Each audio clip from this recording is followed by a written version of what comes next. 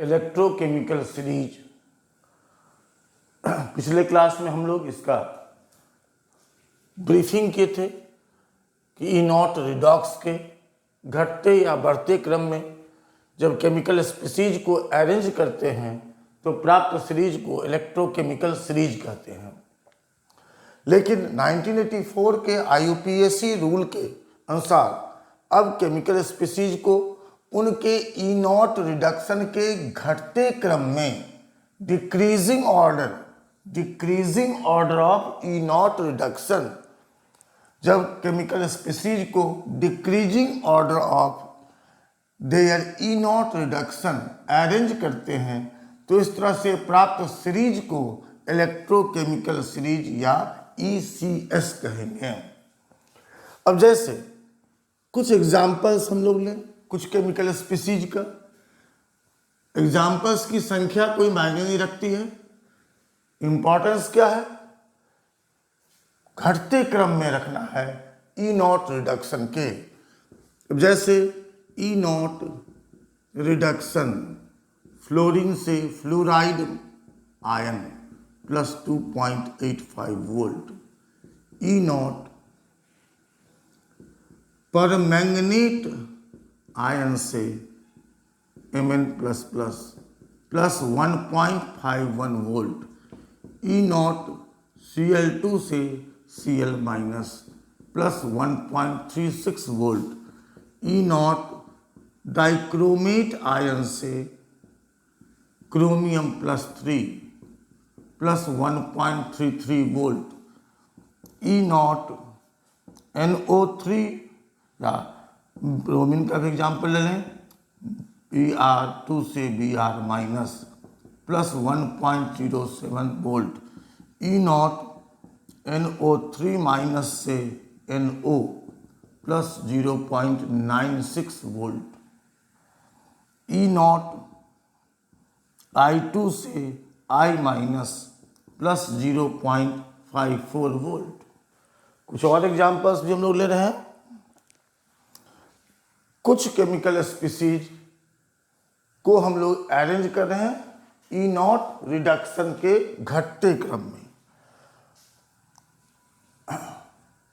E not Cu plus plus से Cu plus 0.34 volt, E not Sn plus 4 से Sn plus 2 plus 0.15 volt, E not H plus से H2 0.00 volt, E not Pb plus plus से Pb minus 0.13 volt, E not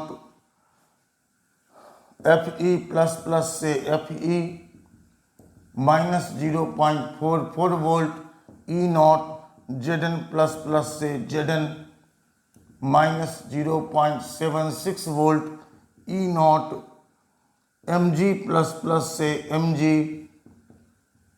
minus 2.37 volt, E not Na plus से Na minus 2.71 volt.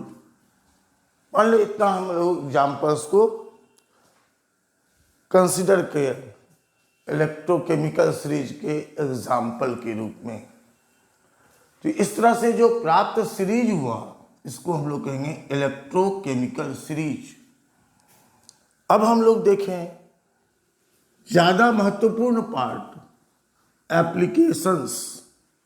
Applications of electrochemical series. In values को आपको याद नहीं करना है क्योंकि क्वेश्चंस में इनके वैल्यूज दिए हुए रहते हैं। अब एप्लीकेशंस ऑफ इलेक्ट्रोकेमिकल सीरीज। इस इलेक्ट्रोकेमिकल सीरीज को हम लोग यूज कैसे कर सकते हैं डिफरेंट प्रॉपर्टीज फिनोमेनन को एक्सप्लेन करने के लिए।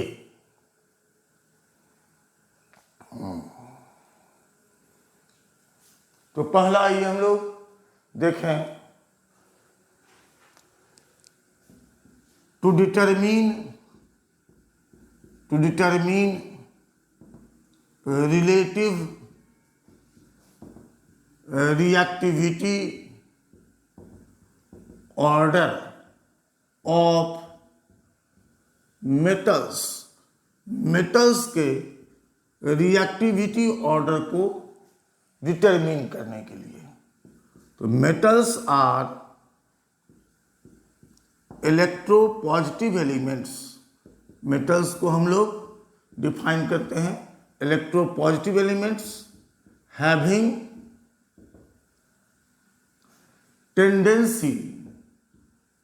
Tendency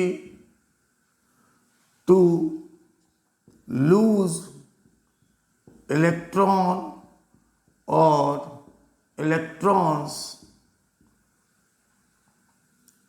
to form cations during chemical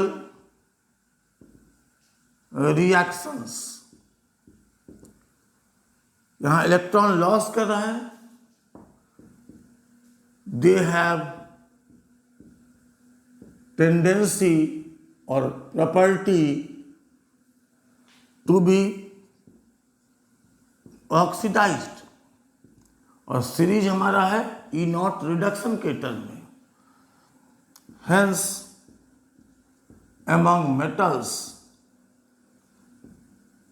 among metals their reactivity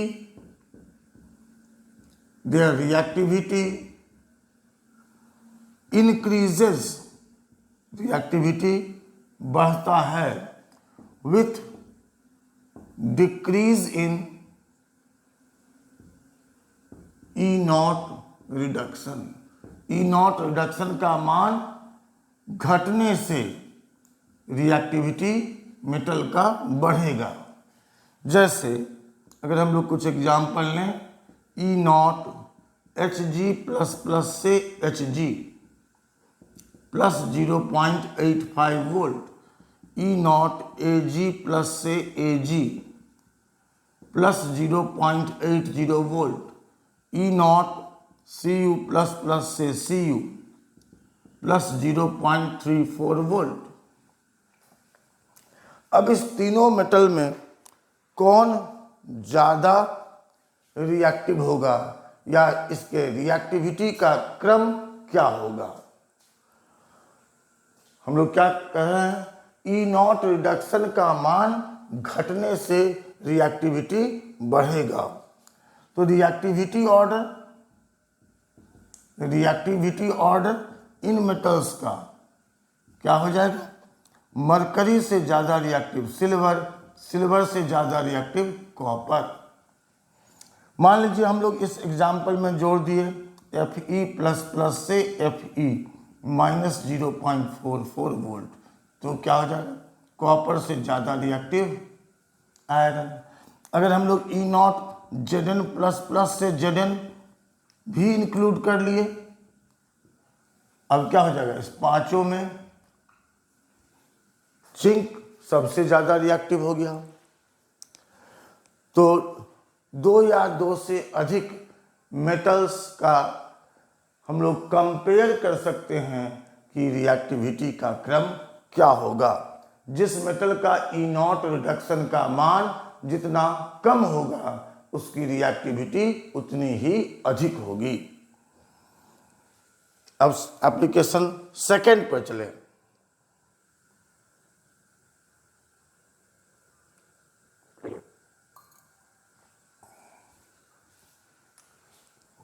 to determine relative reactivity order of non metals. Non metals को हम लोग कैसे डिफाइन कर सकते हैं, electronegative elements having tendency to gain electron और electrons to form anions during chemical reactions, they have tendency to be reduced. Metal का ठीक उल्टा हुआ, इसलिए among non metals their reactivity decreases, घटेगा, घटता है with decrease in E naught reduction. Among nonmetals reactivity decrease करेगा जैसे जैसे ई नॉट रिडक्शन का मान घटेगा। जैसे हम लोग हैलोजन्स को कंपेयर करें, ई नॉट F2 से F माइनस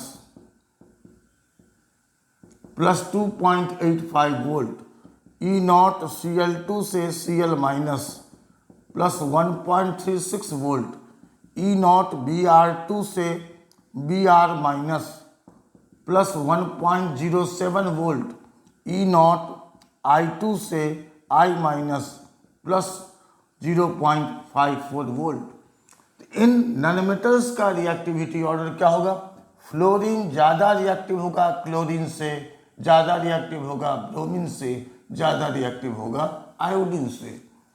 तो एमंग हैलोजेंस फ्लोरीन सबसे ज़्यादा रिएक्टिव हुआ और आयोडीन सबसे कम रिएक्टिव। तो अगर आपको दो या दो से अधिक नॉनमेटल्स का एग्जाम्पल रहेगा रिएक्टिविटी ऑर्डर निकालने के लिए, तो जिसका ई नॉट रिडक्शन का मान जितना कम होगा नॉनमेटल्स में, उसकी रिएक्टिविटी उतनी ही कम होगी। अब तीसरा एप्लीकेशन हम लोग लें, ये हो गया दूसरा, to determine relative reactivity order of nonmetals. Nonmetals का प्रॉपर्टी क्या है? मेटल्स का उल्टा। मेटल्स का टेंडेंसी क्या था? इलेक्ट्रॉन त्याग करने का। नॉनमेटल का टेंडेंसी क्या है? इलेक्ट्रॉन गेन करने का। और हमारा सीरीज भी है इलेक्ट्रॉन गेन करने के टर्म में। इसलिए जैसे जैसे ई नॉट रिडक्शन का मान घटेगा नॉनमेटल की रिएक्टिविटी घटेगी। अब हम लोग तीसरा एप्लीकेशन देखें, to predict feasibility of metal displacement reaction. Feasibility means possibility कि कौन सा metal displacement reaction spontaneously feasible होगा। To predict the feasibility possibility of metal displacement reactions. Metal displacement reaction की संभाव्यता, पॉसिबिलिटी को कैसे हम लोग इलेक्ट्रोकेमिकल सीरीज से प्रिडिक्ट कर सकते हैं कि कौन सा रिएक्शन स्वतः संभव है, कौन सा रिएक्शन संभव नहीं है। तो यहां पर सबसे पहले देखें कि मेटल डिस्प्लेसमेंट रिएक्शंस कहेंगे किसको?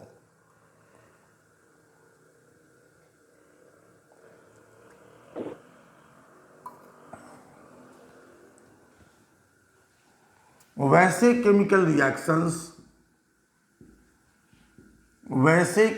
Reactions in which a metal किस फॉर्म में? मेटल के फॉर्म में डिस्प्लेसेज another metal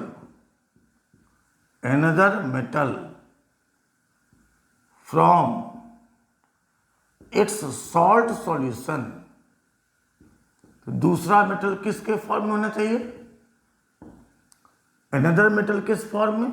सॉल्ट सॉल्यूशन के फॉर्म में या कंपाउंड के फॉर्म में। जैसे इस बार नीट के एग्जामिनेशन में था कि कौन सा मेटल डिस्प्लेसमेंट रिएक्शन का एग्जाम्पल होगा,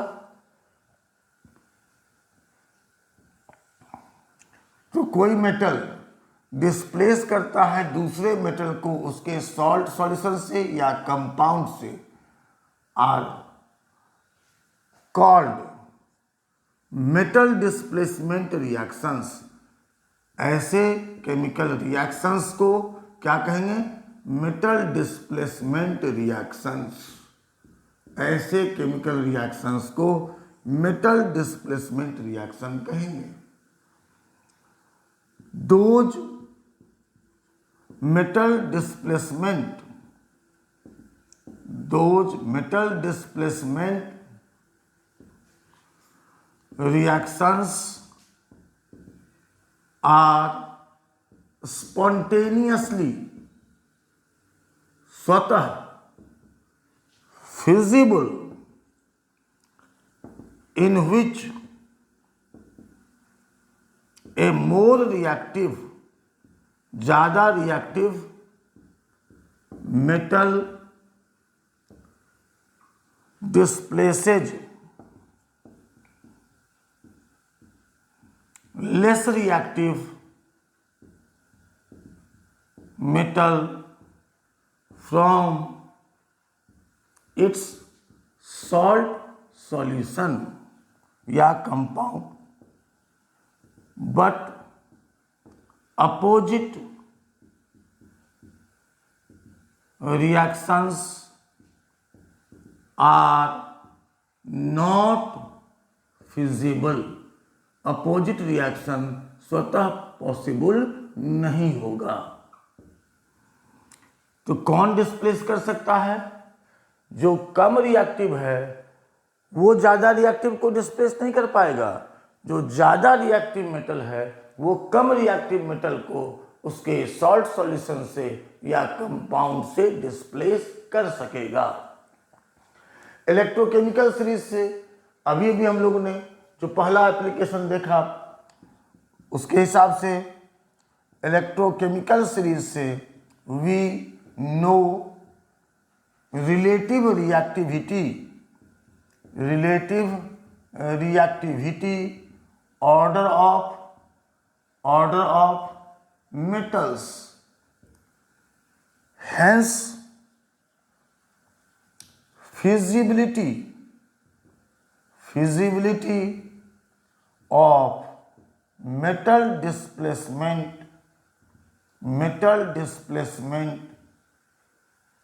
reactions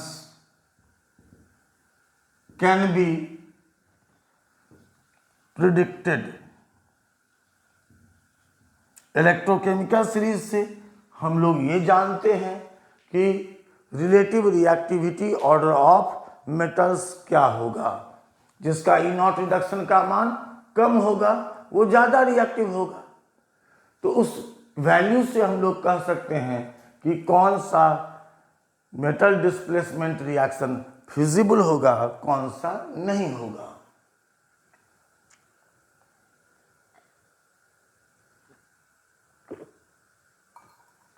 जैसे अगर हम लोग कंपेयर करें ई नॉट सिल्वर प्लस से silver plus 0.80 volt, E naught C U plus plus से सी यू प्लस 0.34 वोल्ट, तो इसका मतलब रिएक्टिविटी ऑर्डर क्या हो गया? दोनों में कौन ज़्यादा क्रियाशील होगा? सिल्वर से ज़्यादा होगा कॉपर।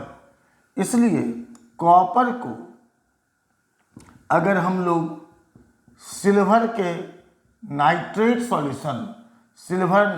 सॉल्यूशन में प्लेस करें क्या बन जाएगा?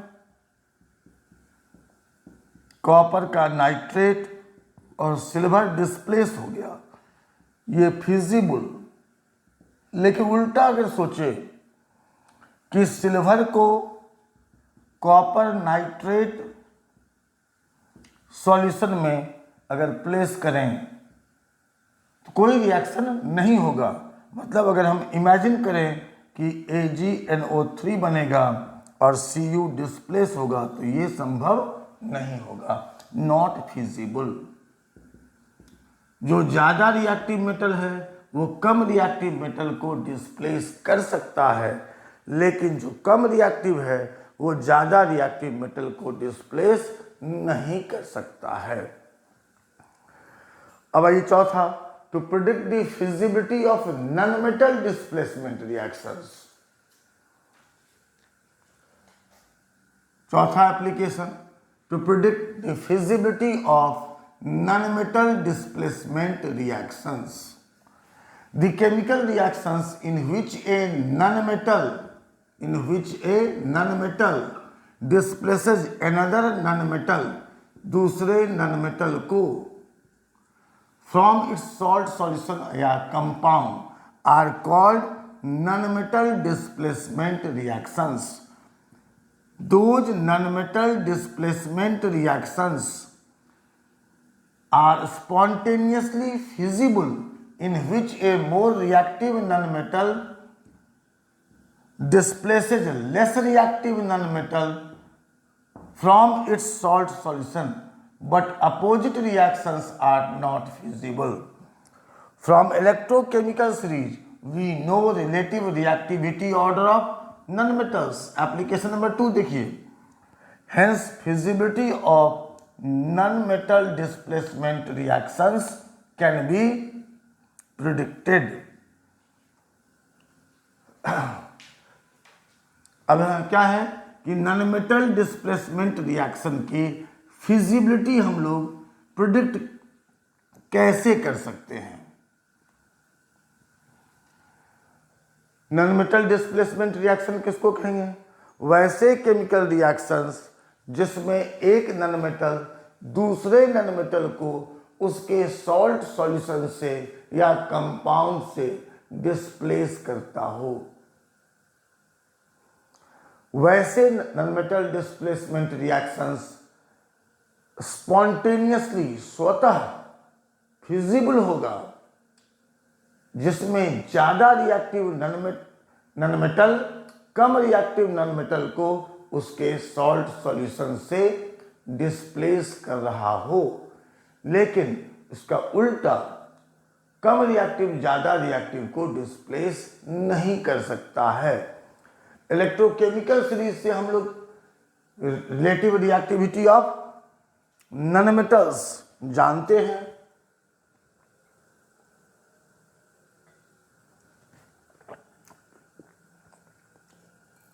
इसलिए फिजिबिलिटी ऑफ नॉनमेटल डिस्प्लेसमेंट रिएक्शन अनुमान कर सकते हैं, प्रिडिक्ट कर सकते हैं.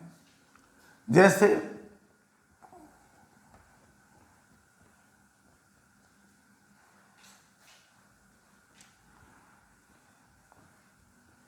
अगर हम लोग कंपेयर करें E0 Br2 से Br minus plus 1.07 volt, E0 I2 से I माइनस प्लस 0.54 वोल्ट, तो रिएक्टिविटी ऑर्डर क्या हो जाएगा?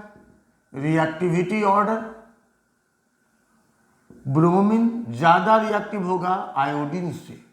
इसलिए आयोडीन के मतलब आयोडाइड के सॉल्यूशन से अगर हम लोग ब्रोमीन का रिएक्शन कराएं तो ब्रोमाइड बन जाएगा और आयोडीन डिस्प्लेस हो जाएगा. ये फिजिबल. लेकिन हम लोग अगर इमेजिन करें कि उल्टा करें, ब्रोमाइड सॉल्यूशन में आयोडीन डाल करके देखें तो कोई चेंज नहीं होगा. अर्थात अगर हम लोग सोचें कि इस तरह से रिएक्शन होगा तो नॉट फिजिबल, ये संभव नहीं होगा, स्वतः संभव नहीं होगा.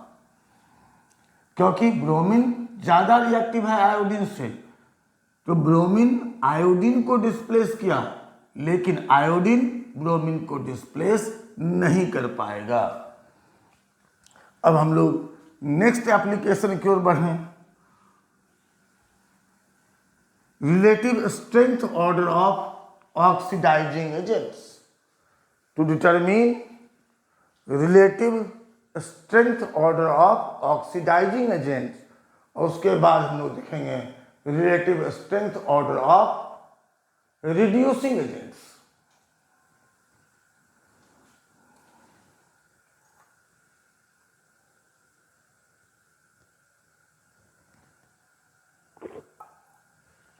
आइए, पांचवा एप्लीकेशन.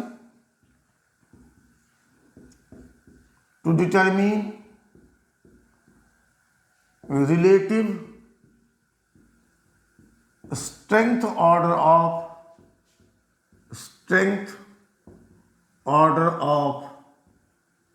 ऑक्सीडाइजिंग एजेंट्स या ऑक्सीडेंट्स, ऑक्सीडाइजिंग एजेंट्स या ऑक्सीडेंट्स का स्ट्रेंथ ऑर्डर पता करना। ऑक्सीडाइजिंग एजेंट्स कहते किसको हैं? आप जानते हैं कि oxidising agents are the chemical species, वैसे केमिकल स्पीसीज हैं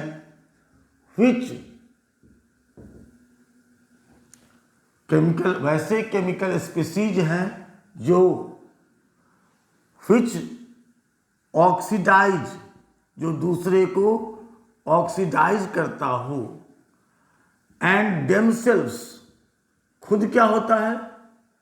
देमसेल्व्स गेट रिड्यूस्ड, खुद रिड्यूज होता है ड्यूरिंग रिडॉक्स रिएक्शंस। इसका मतलब दे गेन इलेक्ट्रॉन और इलेक्ट्रॉन्स। इसकी टेंडेंसी क्या होती है? इलेक्ट्रॉन गेन करने की। एमंग ऑक्सीडाइजिंग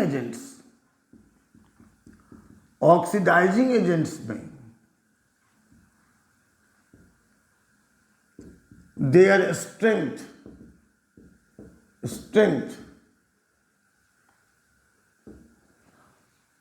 डिक्रीजेस, स्ट्रेंथ घटता है विथ डिक्रीज इन, क्योंकि इलेक्ट्रॉन गेन करने के टर्म ही है, ये खुद क्या करेगा? इलेक्ट्रॉन गेन करेगा with decrease in E naught reduction. तो इलेक्ट्रोकेमिकल सीरीज से हम लोग देख सकते हैं कि ई नॉट रिडक्शन का मान किसका ज़्यादा है? जिसका ई नॉट रिडक्शन का मान ज़्यादा होगा वो स्ट्रॉन्गर ऑक्सीडाइजिंग एजेंट होगा। अब जैसे हम लोग जानते हैं कि पोटासियम परमैंगनेट, मतलब परमैंगनेट, ये क्या है? ऑक्सीडाइजिंग एजेंट है, प्लस 1.51 वोल्ट। जैसे क्लोरीन से क्लोराइड आयन प्लस 1.36 वोल्ट। जैसे डाइक्रोमेट आयन क्या है? ऑक्सीडाइजिंग एजेंट है। हम लोग पढ़ते हैं एग्जाम्पल में NO3 माइनस से NO प्लस 0.96 वोल्ट। अब इन चारों ऑक्सीडाइजिंग एजेंट में अगर हम लोग कंपेयर करें strength order of their as oxidising agent, तो क्या सीक्वेंस होगा, क्या क्रम होगा?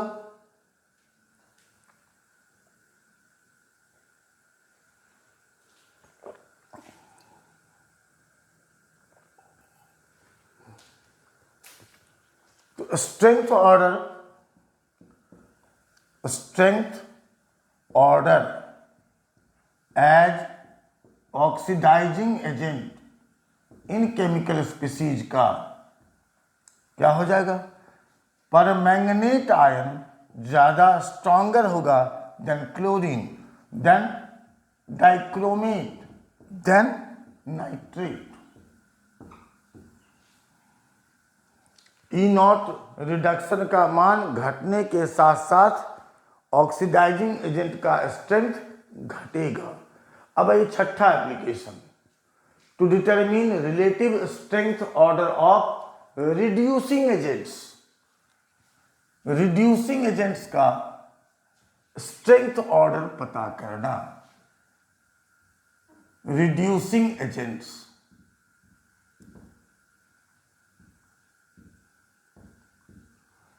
तो रिड्यूसिंग एजेंट्स किसको कहेंगे? तो reducing agents are the chemical species which reduce others and themselves get oxidized, खुद ऑक्सीडाइज हो जाता हो, दूसरे को रिड्यूस करे, खुद ऑक्सीडाइज हो, इसलिए दे लूज इलेक्ट्रॉन और इलेक्ट्रॉन्स कहाँ, रिडॉक्स रिएक्शन में। Among reducing agents their strength increases, strength बढ़ेगा with decrease in E naught reduction, E naught reduction का मान घटने से उसका स्ट्रेंथ एज रिड्यूसिंग एजेंट बढ़ेगा।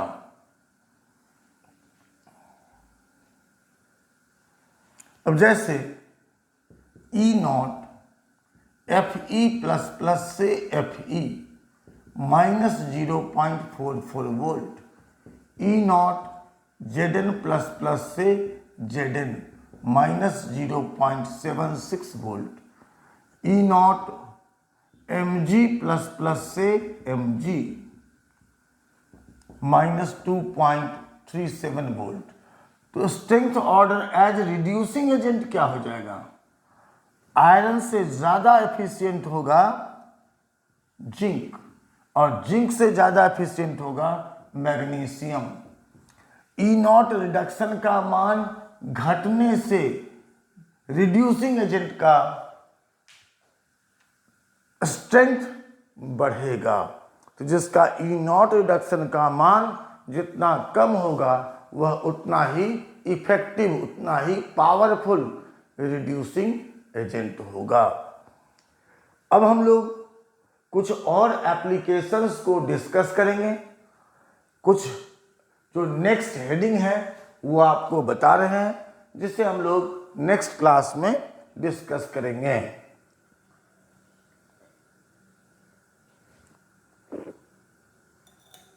हेडिंग्स आपको बता दे रहे हैं, जिससे आप नोट्स से उसको एक बार गो थ्रू हो लीजिएगा।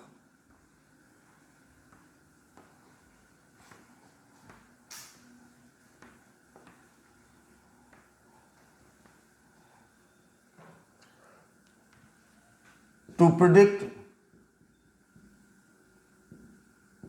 that whether the given metal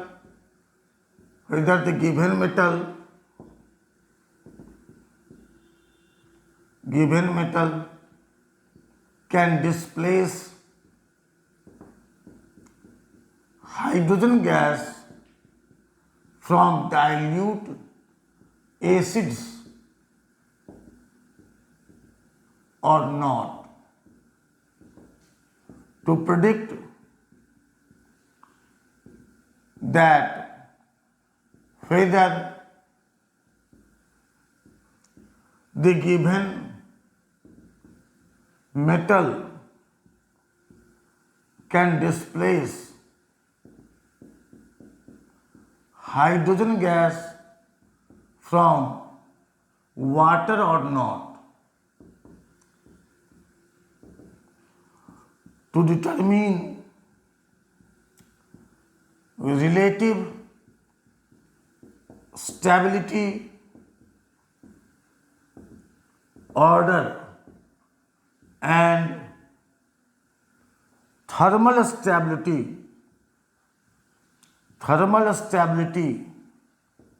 of oxides of metals.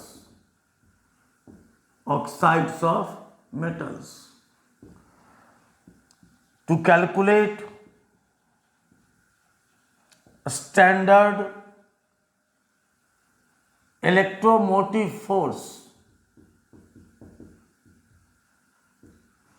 of a galvanic cell या प्राइमरी सेल। इन एप्लीकेशंस को हम लोग अगले क्लास में देखेंगे। आप इसको एक बार जो आपके पास नोट्स है उससे गो थ्रू हो लें।